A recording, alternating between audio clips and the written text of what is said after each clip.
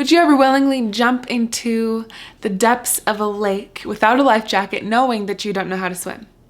Probably not, because there is that chance that you could drown due to your not knowing how to swim.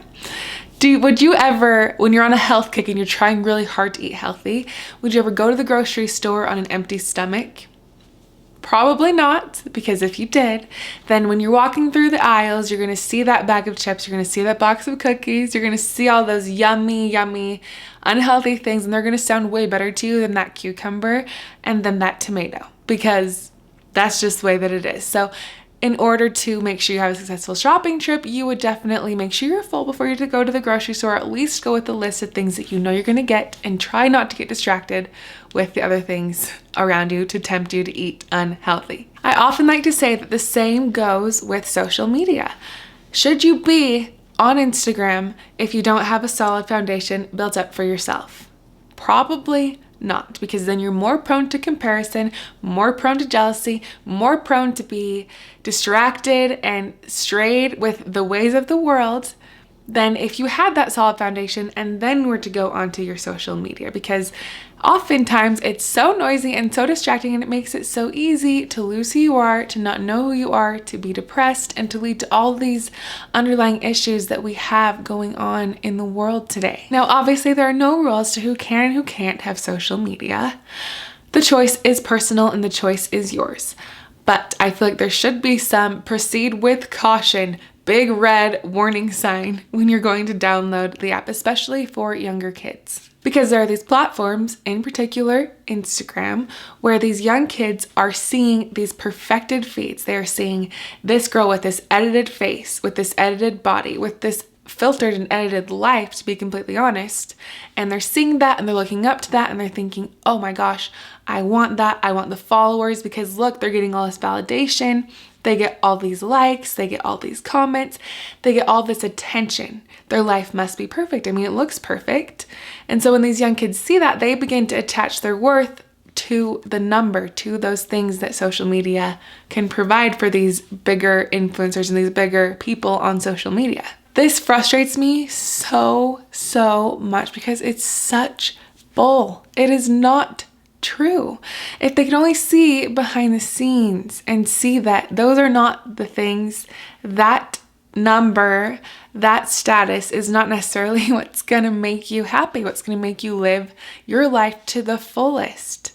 It's the things that happen behind the scenes. It's the friendships that you make, the connections that you build with others, the things that you get to learn, the things that you get to teach to other people to help them become better. It's the journey of life. It's experiencing crappy times. It's experiencing all these trials to then get through them to the other side to make you appreciate the good times. It's all of the things that make up life.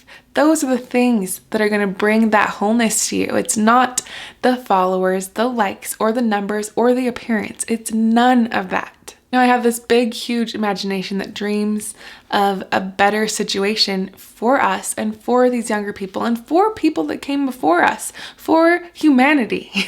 I imagine a place where people can come and they can share what they're going through unfiltered.